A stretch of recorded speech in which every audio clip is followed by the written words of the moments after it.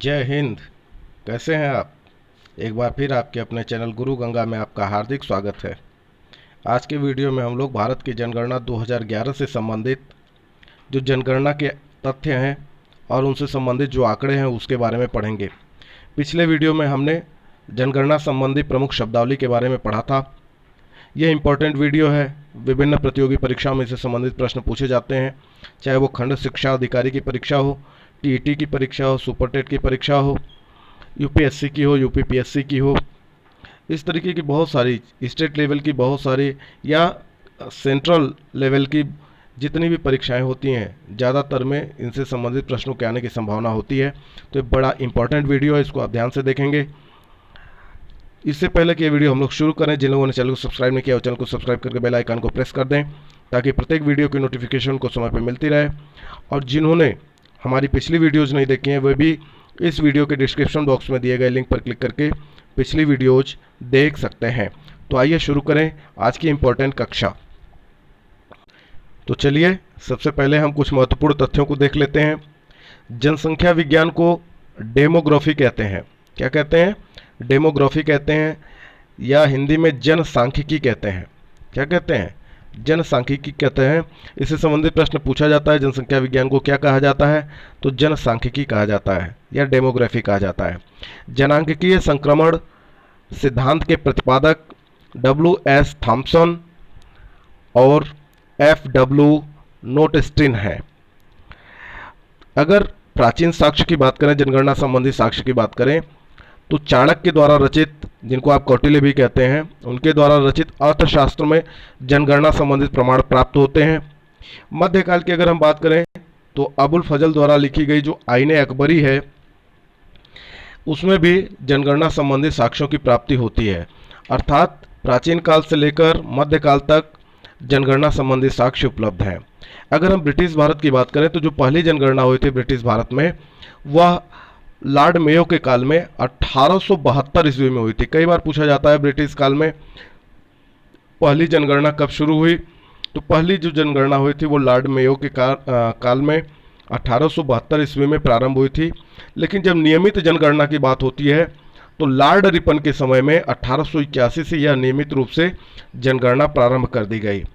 नियमित रूप से तात्पर्य यह था कि 1881 में रिपन के समय से प्रत्येक 10 वर्ष पर जनगणना का क्रमवार आकलन प्रारंभ हो गया। अर्थात ये तय हो गया 1881 से ही कि अब प्रत्येक 10 वर्ष पर जनगणना कराई जाएगी, और तभी से 1881 से लेकर लगातार अब तक हर 10वें साल जनगणना होती है।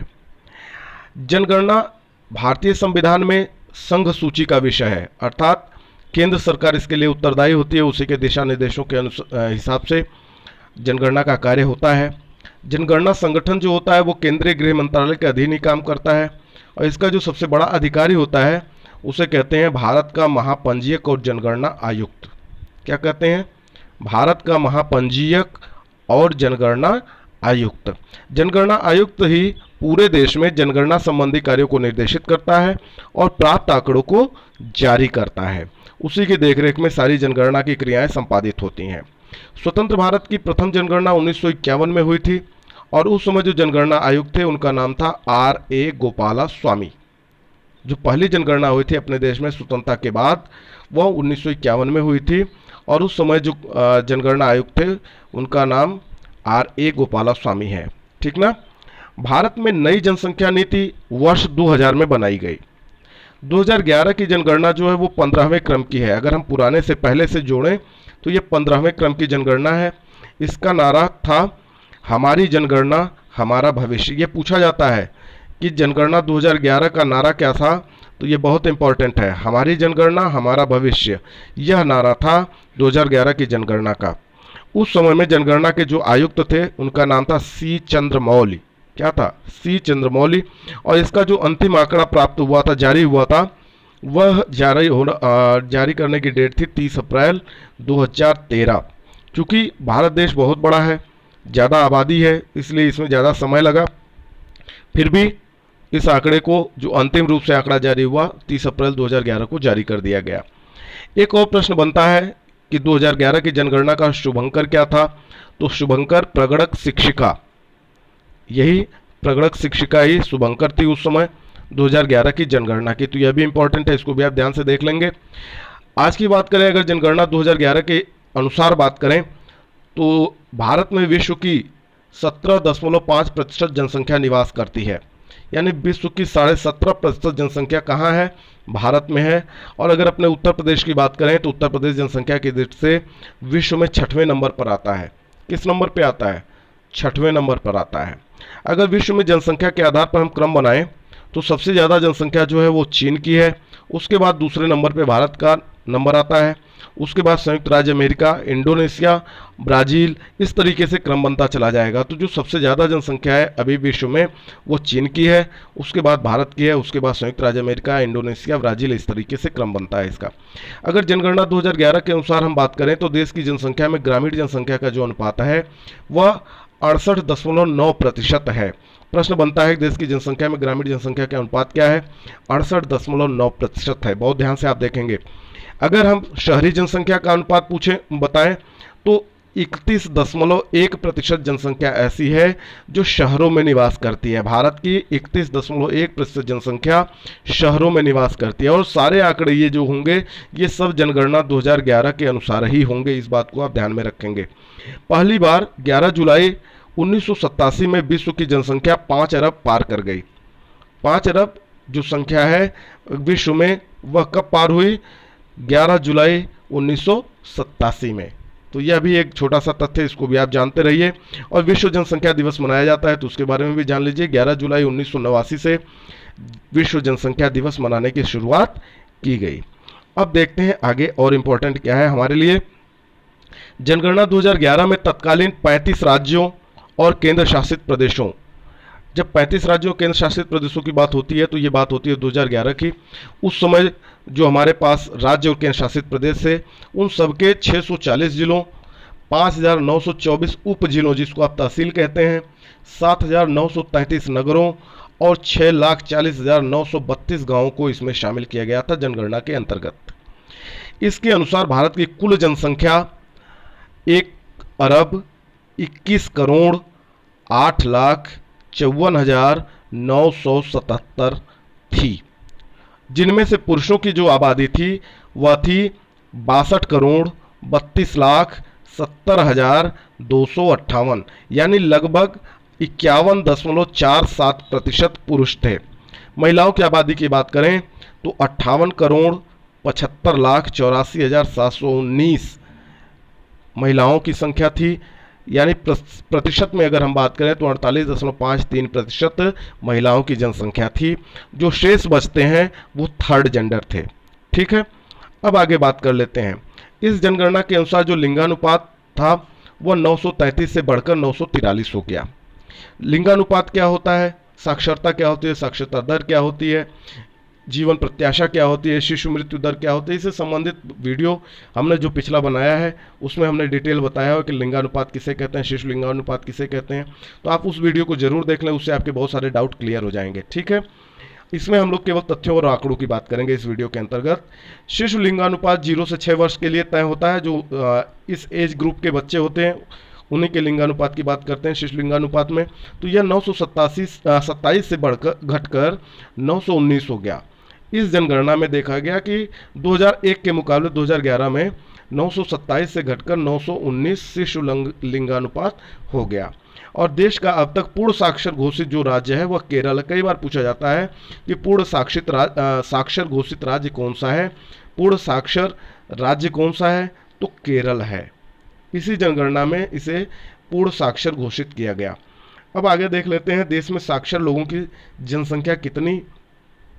तो जो पहले जनसंख्या 2001 से अगर तुलना करें तो 64.8% थी और वह साक्षर लोगों की संख्या इस जनगणना में बढ़कर 73% हो गई, जिसमें पुरुष साक्षरता 75.26% से बढ़कर 80.9% हो गया। और महिला साक्षरता की अगर हम बात करें तो यह भी बढ़ी 53.67% से बढ़कर यह साक्षरता महिलाओं की 64.6% हो गई। ठीक है, अगर जनसंख्या की दृष्टि से हम बात करें सबसे बड़ा राज्य कौन सा है तो सबसे बड़ा राज्य जनसंख्या की दृष्टि से उत्तर प्रदेश है, जबकि सबसे छोटा राज्य सिक्किम है। क्लियर हो गया। इससे संबंधित प्रश्न पूछा जाता है कि भारत में जनसंख्या के दृष्टि से सबसे बड़ा राज्य कौन सा है या सबसे छोटा राज्य कौन सा है, तो आप ध्यान देंगे सबसे बड़ा राज्य उत्तर प्रदेश है, सबसे छोटा राज्य सिक्किम है। अब बात कर लेते हैं भारत की जनसंख्या के आंकड़ों पर, है ना। ये आंकड़े हैं, बड़े ध्यान से इसको देखने की जरूरत है। पूछा जाता है सर्वाधिक जनसंख्या वाला राज्य कौन सा है या भारत देश की कितने प्रतिशत जनसंख्या वहाँ पर निवास करती है, तो जो सर्वाधिक जनसंख्या वाला राज्य है वह उत्तर प्रदेश है। यहाँ पर 16.51% जनसंख्या निवास करती है। इसके बाद महाराष्ट्र का नंबर आता है 9.28%, फिर बिहार का नंबर आता है 8.60%, पश्चिम बंगाल का नंबर आता है 7.54%, आंध्र प्रदेश का नंबर आता है 6.99%। तो इस तरीके से फिर क्रमवार जनसंख्या घटती चली जाती है। न्यूनतम जनसंख्या वाले राज्य की अगर हम बात कर लें तो सबसे कम जनसंख्या वाला जो राज्य है वो सिक्किम है, जिसकी जनसंख्या 0.055% है। इसके बाद मिजोरम का नंबर आता है, फिर अरुणाचल प्रदेश उससे ज़्यादा है, उससे ज़्यादा गोवा है, उससे ज़्यादा फिर नागालैंड है, ऐसे ऐसे बढ़ता चला जाता है। सर्वाधिक जनसंख्या वाले 2 जिलों की बात करें तो महाराष्ट्र का ठाणे जिला सबसे ज़्यादा जनसंख्या वाला जिला है। उत्तरी 24 परगना पश्चिम बंगाल का जिला है जो सबसे ज़्यादा जनसंख्या वाला जिला है। न्यूनतम जनसंख्या वाले जिले की बात करें तो दिबांग घाटी, यह जो जिला है यह सबसे कम जनसंख्या वाला जिला है जनगणना 2011 के अनुसार। सर्वाधिक जनसंख्या वाले केंद्र शासित प्रदेश की बात कर लें तो दिल्ली की जनसंख्या सबसे ज़्यादा है केंद्र शासित प्रदेशों में, और सबसे कम जनसंख्या वाले केंद्र शासित प्रदेश की बात करें तो लक्षद्वीप केंद्र शासित प्रदेश ऐसा है जहां सबसे कम जनसंख्या निवास करती है। ध्यान दीजिएगा ये केंद्र शासित प्रदेशों के संदर्भ में बात हो रही है। आगे देख लीजिए सर्वाधिक नगरीय प्रतिशतता वाला राज्य, यानी कौन सा राज्य ऐसा है जहां सबसे ज़्यादा नगरीय प्रतिशत निवास होता है, तो गोवा है, ये वह राज्य है। 62.2% नगरीय जनसंख्या वहाँ पे निवास करती है। सर्वाधिक नगरीय जनसंख्या वाले राज्य की अगर हम बात करें, जहाँ पे ऐसा राज्य जहाँ पे सबसे ज़्यादा लोग नगरों में निवास करते हैं, तो ये महाराष्ट्र है। यहाँ पर 5,08,18,259 लोग निवास करते हैं 2011 की जनगणना के अनुसार। न्यूनतम नगरीय जनसंख्या वाले राज्य की बात करें तो वो सिक्किम है। यहाँ पर 1,53,578 लोग निवास करते हैं। सर्वाधिक ग्रामीण जनसंख्या वाले राज्य की बात करें तो उत्तर प्रदेश है ना। सर्वाधिक ग्रामीण जनसंख्या वाला राज्य क्या है? उत्तर प्रदेश है, उसके बाद बिहार, उसके बाद पश्चिम बंगाल, उसके बाद महाराष्ट्र, उसके बाद आंध्र प्रदेश, इस तरह से क्रम बनता चला जाता है। न्यूनतम ग्रामीण जनसंख्या वाले राज्य की बात करें तो सिक्किम है, सिक्किम के बाद उससे थोड़ा सा ज़्यादा मिजोरम है, थोड़ा ज़्यादा गोवा है, फिर अरुणाचल प्रदेश है, ऐसे वो क्रम बनता चला जाता है। अगर सर्वाधिक ग्रामीण जनसंख्या प्रतिशतता वाले राज्य की बात करें तो हिमाचल प्रदेश ऐसा राज्य है जहां 90% ग्रामीण जनसंख्या निवास करती है। ठीक है, उस स्टेट के अंदर सबसे ज़्यादा जो ग्रामीण जनसंख्या वो 90% है। ठीक है, सर्वाधिक नगरीय जनसंख्या और नगरीय जनसंख्या प्रतिशत वाले केंद्र शासित प्रदेश की अगर हम बात करें, यानी केंद्र शासित प्रदेश ऐसा जहां सबसे ज़्यादा नगरीय जनसंख्या निवास करती है, या ऐसा केंद्र शासित प्रदेश जहां नगरीय जनसंख्या प्रतिशत सर्वाधिक है, तो वो कौन सा है? दिल्ली। दिल्ली ही केंद्र शासित प्रदेश है जहां पर ऐसा होता है। अगर न्यूनतम केंद्र शासित प्रदेशों में बात करें, न्यूनतम नगरीय जनसंख्या वाला केंद्र शासित प्रदेश कौन सा है, या ऐसा केंद्र शासित प्रदेश कौन सा है जिसमें न्यूनतम नगरीय जनसंख्या का प्रतिशत निवास करता है, तो अंडमान एवं निकोबार द्वीप समूह वह केंद्र शासित प्रदेश है। तो आप इसको बहुत ध्यान से देख लेंगे। अब चलते हैं अधिकतम दशकीय वृद्धि दर वाला राज्य, इसके बारे में बात कर लिया है हम लोगों ने कि सबसे दशकीय वृद्धि क्या होती है। तो अधिकतम दशकीय वृद्धि दर वाला जो राज्य है वो मेघालय है, 27.95% दशकीय वृद्धि वहाँ पे हुई है। उसके बाद अगर हम बात करें तो अरुणाचल प्रदेश का नंबर आता है 26.03%, उसके बाद बिहार का नंबर आता है 25.42%, फिर मणिपुर है 24.50%, जम्मू कश्मीर है 23.64%। ये दशकीय वृद्धि है, इस तरीके से इसका क्रम बनता है। अगर न्यूनतम दशकीय वृद्धि वाले राज्य की बात करें, किसकी बात करें? न्यूनतम दशकीय वृद्धि वाले राज्य की बात करें तो नागालैंड की बात करते हैं। और आप इस बात को ध्यान में रखेंगे कि इकलौता राज्य है जहां पर दशकीय वृद्धि नकारात्मक है, यानी दशकीय वृद्धि में गिरावट आई है। नागालैंड में -0.6% दशकीय वृद्धि हुई है वहां पर। और उसके बाद अगर हम बात करें तो फिर केरल का नंबर आता है, गोवा है, आंध्र प्रदेश है, सिक्किम है, ये सब प्लस में आएंगे। यहाँ कुछ न कुछ जो है दशकीय वृद्धि हुई है, जैसे केरल में 4.9% हुई है, गोवा में 8.2% हुई है, आंध्र प्रदेश में 11% हुई है। तो इस तरीके से इसका क्रम बनता है। ठीक है। अधिकतम दशकीय वृद्धि दर वाले केंद्र शासित प्रदेश की अगर हम बात करें तो दादरा एवं नगर हवेली 55.9%, है ना। न्यूनतम दशकीय वृद्धि दर वाले केंद्र शासित प्रदेश की बात करें तो लक्षद्वीप 6.3%, है ना। अब आगे देख लेते हैं हिंदी भाषा राज्यों की अगर केवल बात की जाए जहाँ पे दशकीय वृद्धि दर कैसी है, सबसे ज़्यादा कहाँ हुई तो बिहार में हुई, उसके बाद छत्तीसगढ़, है ना, उससे थोड़ा सा कम झारखंड, उससे थोड़ा सा कम राजस्थान। ध्यान दीजिएगा ये हिंदी भाषी क्षेत्रों, हिंदी भाषी राज्यों की बात हो रही है। देश में सर्वाधिक जनसंख्या वृद्धि वाले जिले की अगर हम बात करें तो वो अरुणाचल प्रदेश में है। कहाँ पर है? अरुणाचल प्रदेश का जो कुरंगकुम जिला है, कौन सा? कुरंगकुम जिला है, वह सर्वाधिक जनसंख्या वृद्धि वाला जिला है। इसके बाद पुदुचेरी में यमन जिले का नंबर आता है। ठीक ना। सर्वाधिक जनघनत्व वाले जिले की बात, राज्य की बात अगर हम करें, सबसे ज़्यादा जनघनत्व जिस राज्य का है अगर उसकी हम बात करें तो सर्वाधिक जनघनत्व वाला जो राज्य है वह है बिहार, है ना। यानी कम क्षेत्रफल में वहाँ ज़्यादा जनसंख्या निवास करती है। 1106 वहाँ का जनघनत्व है। फिर नंबर आता है पश्चिम बंगाल का जहाँ 1028, केरल में, उसके बाद केरल 860, उत्तर प्रदेश में 829, फिर हरियाणा का नंबर आता है 523 लोग निवास करते हैं, है ना, प्रति किलोमीटर में, प्रति वर्ग किलोमीटर में। अगर न्यूनतम जनघनत्व वाले राज्य की बात करें, न्यूनतम जनघनत्व वाले, तो यह है अरुणाचल प्रदेश जहाँ 17 लोग निवास करते हैं। उसके बाद उससे थोड़ा ज़्यादा मिजोरम की बात हो जाती है, उससे थोड़ा ज़्यादा सिक्किम की बात होती है, उससे थोड़ा ज़्यादा नागालैंड की बात होती है। यानी अरुणाचल प्रदेश में 17 लोग हैं प्रति स्क्वायर किलोमीटर में रहने वाले, मिजोरम में 52 लोग हैं, सिक्किम में 86 लोग हैं, नागालैंड में 119 लोग हैं। इस तरीके से वह क्रम बनता चला जाता है। सर्वाधिक जनघनत्व वाले केंद्र शासित प्रदेश की अगर हम बात करें तो दिल्ली वह केंद्र शासित प्रदेश है जहां सर्वाधिक जनघनत्व है। वहां पर 11,320 लोग प्रति वर्ग किलोमीटर में निवास करते हैं। ठीक है। अब आगे चलते हैं, न्यूनतम जनघनत्व वाले केंद्र शासित प्रदेश की अगर हम बात करें तो अंडमान एवं निकोबार द्वीप समूह, वहाँ 46 लोग प्रति स्क्वायर किलोमीटर में निवास करते हैं औसतन। केंद्र शासित प्रदेश के जनघनत्व घटते क्रम में अगर हम बात कर लें तो दिल्ली, उसके बाद उससे थोड़ा कम जनघनत्व चंडीगढ़, फिर पुडुचेरी, फिर दमन द्वीप, लक्षद्वीप, दादरा नगर हवेली और अंडमान एवं निकोबार द्वीप समूह। सर्वाधिक जनघनत्व वाले दो जिलों की अगर हम बात कर लें तो उत्तर पूर्वी दिल्ली और चेन्नई, ये दो जिले ऐसे हैं जहाँ पे जनघनत्व सबसे ज़्यादा है। अगर न्यूनतम जनघनत्व वाले जिले की हम बात करें तो दिबांग घाटी जिला है जहाँ पर एक व्यक्ति प्रति किलोमीटर निवास करता है।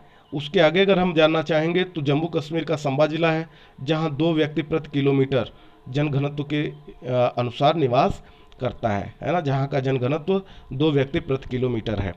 अब चलते हैं सर्वाधिक लिंगानुपात वाले राज्य की तरफ बात कर लेते हैं। सर्वाधिक लिंगानुपात वाला राज्य कौन सा है? केरल है। केरल में 1084 लिंगानुपात है। फिर तमिलनाडु का नंबर आएगा 996 है। आंध्र प्रदेश का नंबर फिर आता है 993 है। उसके बाद छत्तीसगढ़ का नंबर आता है जहाँ का लिंगानुपात 991 है ना। तो इस तरीके से लिंगानुपात की बात हम कर सकते हैं। अब आगे चलते हैं, न्यूनतम लिंगानुपात वाला राज्य कौन सा है?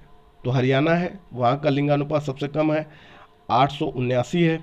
उसके बाद जम्मू कश्मीर का नंबर आता है, उससे थोड़ा ज़्यादा है, 889 है। फिर सिक्किम का नंबर आता है 890 है। फिर पंजाब का नंबर आता है 895 है ना। तो इस तरीके से आप याद कर सकते हैं।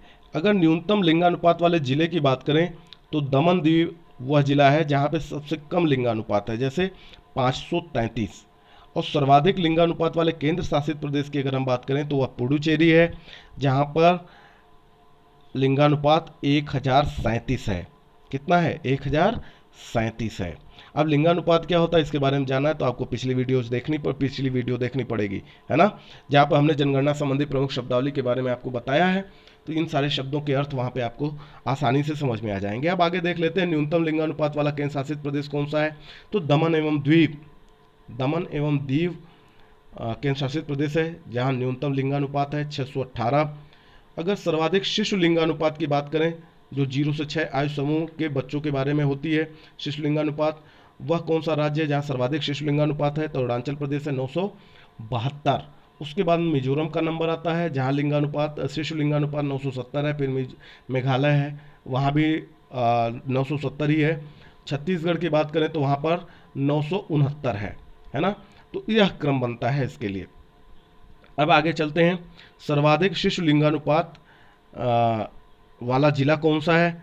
तो पुडुचेरी का जो माहे जिला है वहाँ का लिंगानुपात 1176 है। यह जिला सर्वाधिक शिशु लिंगानुपात वाला है। अब बात कर लेते हैं न्यूनतम शिशु लिंगानुपात वाले राज्य की। कौन सा राज्य है जहाँ न्यूनतम लिंगानुपात है। तो हरियाणा है 834, है ना। फिर पंजाब का नंबर आता है, उससे थोड़ा ज़्यादा वहाँ लिंगानुपात है 846 है। फिर जम्मू एंड कश्मीर की बात हो जाती है, अविभाजित, है ना, क्योंकि 2011 में तो अविभाजित था ना जम्मू एंड कश्मीर। तो जम्मू और कश्मीर 862 है। राजस्थान का नंबर फिर आता है 888 है। तो यह क्रम बनता है, इसको भी आप ध्यान से देख लेंगे। अब सर्वाधिक शिशु लिंगानुपात वाले केंद्र शासित प्रदेश की अगर हम बात कर लें तो 968 लिंगानुपात के साथ अंडमान एवं निकोबार द्वीप समूह ऐसा केंद्र शासित प्रदेश है जहां सर्वाधिक शिशु लिंगानुपात है। न्यूनतम शिशु लिंगानुपात वाले केंद्र शासित प्रदेश की बात करें तो दिल्ली है, वहाँ 871 शिशु लिंगानुपात है। केंद्र शासित प्रदेश में अगर घटते क्रम में लिंगानुपात की बात करें तो सबसे ज़्यादा पुडुचेरी में है, उसके बाद लक्षद्वीप है, फिर उसके बाद अंडमान है, अंडमान निकोबार एवं द्वीप समूह, फिर दिल्ली है, फिर चंडीगढ़ है, फिर दादरा नगर हवेली है, फिर दमन द्वीप है। सबसे कम लिंगानुपात केंद्र शासित प्रदेशों में दमन द्वीप का है ना। आगे चलते हैं, अब साक्षरता के आधार पर बात कर लेते हैं। सर्वाधिक साक्षरता वाला राज्य कौन सा है ना। सर्वाधिक साक्षरता वाला जो राज्य है वह केरल है, 94% साक्षरता है वहाँ पर, है ना। उसके बाद मिजोरम का नंबर आता है। मिजोरम की जो साक्षरता प्रतिशत है वो 91.3% है। केरल का 94% है, आप देख ही रहे। मिजोरम के बाद तीसरे पे गोवा का नंबर आता है, वहाँ 88.7% साक्षरता है। त्रिपुरा फिर है 87.2% है। तो इस तरीके से आप सर्वाधिक साक्षरता वाले राज्यों को क्रम से लगा सकते हैं घटते हुए क्रम में। अगर न्यूनतम साक्षरता प्रतिशत वाले राज्य की हम बात करें तो पहले नंबर पे सबसे कम साक्षरता जहाँ की बात होती है वो बिहार है। साक्षरता के संबंध में सबसे पिछले पायदान पे खड़ा है ये, 61.8% वहाँ की साक्षरता दर है। फिर अरुणाचल प्रदेश उससे थोड़ा सा साक्षर माना जाता है 65.4% के साथ। फिर राजस्थान का नंबर आता है 66.1% और उससे थोड़ा और ऊपर जाते हैं, थोड़ी ज़्यादा साक्षरता की बात कर लें तो 66.4% साक्षरता के प्रतिशत के साथ यह राज्य आता है। अब केंद्र शासित प्रदेशों के संदर्भ में बात करें तो सर्वाधिक साक्षरता प्रतिशत वाला केंद्र शासित प्रदेश लक्षद्वीप है, जहाँ की साक्षरता 91.8% है। न्यूनतम साक्षरता प्रतिशत वाले केंद्र शासित प्रदेश की बात कर लें तो 76.2% के साथ दादरा एवं नगर हवेली न्यूनतम साक्षरता प्रतिशत वाला केंद्र शासित प्रदेश है। क्लियर हो गया। अब चलते हैं सर्वाधिक साक्षरता जनसंख्या वृद्धि दर वाले राज्यों की तरफ। तो दादरा एवं नगर हवेली में साक्षरता का प्रतिशत 2001 के मुकाबले 2011 में बहुत तेजी से बढ़ा है, 119.46% की दर से बढ़ा है। सर्वाधिक स्त्री साक्षरता दर वाले राज्य की अगर हम बात कर लें तो केरल में ही 92.1% साक्षरता दर स्त्रियों की है। उसके बाद मिजोरम का नंबर आता है, 89.3% महिलाएं वहाँ पे साक्षर हैं। गोवा का नंबर फिर आता है 84.7%। फिर त्रिपुरा का नंबर आता है 82.7% स्त्री साक्षरता दर है। ये केरल से आगे की तरफ घटते हुए क्रम में है। न्यूनतम स्त्री साक्षरता दर वाला जो राज्य है तो आप देख रहे होंगे बिहार, पिछले पायदान पे हमने अभी बात कर ली है, वहाँ 51.5%। सबसे कम स्त्री साक्षरता बिहार में है 51.5%। उससे थोड़ा ज़्यादा राजस्थान में है 52.1%, उससे थोड़ा और ज़्यादा झारखंड में है 55.4%। तो ये क्रम से अगर कभी कभी तीन चार जिलों को, तीन चार राज्यों को दे देता है क्रम से व्यवस्थित करने के लिए, तो उसको भी आप जानते रहेंगे। ठीक है, अब न्यूनतम साक्षरता वाले जिले की बात करें तो मध्य प्रदेश का जो अलीराजपुर जिला है वह सबसे कम साक्षरता वाला जिला है। सबसे ज़्यादा स्त्री साक्षरता दर वाले केंद्र शासित प्रदेश की बात करें तो लक्षद्वीप केंद्र शासित प्रदेश है, जहां पर 87.9% स्त्री साक्षरता है।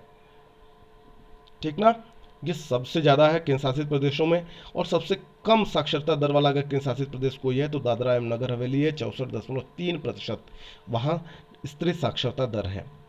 अब चलते हैं सर्वाधिक पुरुष साक्षरता दर वाले राज्य की तरफ। तो जहाँ पर महिलाओं की साक्षरता ज़्यादा थी वहीं पे पुरुषों की साक्षरता भी ज़्यादा है, ये देखने को मिल रहा है। केरल की ही बात कर रहे हैं, 96.1% के साथ केरल सबसे पहले पायदान पे है। दूसरे नंबर पे मिजोरम का नंबर आता है 93.3% के साथ। फिर गोवा का नंबर आता है 92.6% के साथ। फिर त्रिपुरा का नंबर आता है 91.5% के साथ। ठीक ना, ये पुरुष साक्षरता की हम बात कर रहे हैं। अगर न्यूनतम की बात करें, सबसे पिछले पायदान पे खड़े पुरुष साक्षरता दर वाले राज्य की बात करें तो फिर बिहार का ही नंबर आता है। 71.2% पुरुष साक्षरता दर वाला बिहार राज्य है सबसे पिछले पायदान पे। उससे थोड़ा ऊपर खड़ा है अरुणाचल प्रदेश 72.6% के साथ। उससे थोड़े ऊपर आंध्र प्रदेश का नंबर आता है 74.9%। उससे ऊपर मेघालय का नंबर आता है 76%, है ना। सर्वाधिक पुरुष साक्षरता दर वाले केंद्र शासित प्रदेश की अगर हम बात करें तो लक्षद्वीप का है नंबर है 95.6% के साथ। यह एक केंद्र शासित प्रदेश है जहां पुरुष साक्षरता दर सर्वाधिक है। अगर सबसे कम साक्षरता दर वाले केंद्र शासित प्रदेश की बात करें तो 85.2% के साथ दादरा एवं नगर हवेली केंद्र शासित प्रदेश का नाम आता है। बड़ा इंपॉर्टेंट वीडियो है। यह वीडियो आपको पसंद आता है आप इसको लाइक जरूर करें, अपने मित्रों में शेयर जरूर करें। और यह प्रत्येक परीक्षाओं के लिए इंपॉर्टेंट है, इस बात को आप ध्यान में रखेंगे, इसलिए इसको बहुत ध्यान से देखेंगे। एक बार, दो बार, तीन बार, जितनी बार आपको समझ में नहीं आता है उतनी बार आप देखिए। धीरे धीरे ये चीज़ें आसानी से आपको समझ में आती चली जाएंगी। इससे संबंधित प्रत्येक जानकारी यहाँ पर देने का प्रयास किया गया है। सर्वाधिक अनुसूचित जाति प्रतिशत वाला राज्य, यानी अनुसूचित जाति प्रतिशतता वाला सबसे बड़ा जो राज्य है वह पंजाब। 31.9% अनुसूचित जाति यहाँ पे निवास करती है। उससे थोड़ी कम अगर हम बात करें तो हिमाचल प्रदेश में 25.2% निवास करती है। पश्चिम बंगाल में फिर नंबर आता है 23.5%। और उत्तर प्रदेश में जो अनुसूचित जाति जनसंख्या का प्रतिशत है वो 20.7% है। अब आगे देख लेते हैं सर्वाधिक अनुसूचित जाति प्रतिशत वाले केंद्र शासित प्रदेश की बात कर लेते हैं। जो चंडीगढ़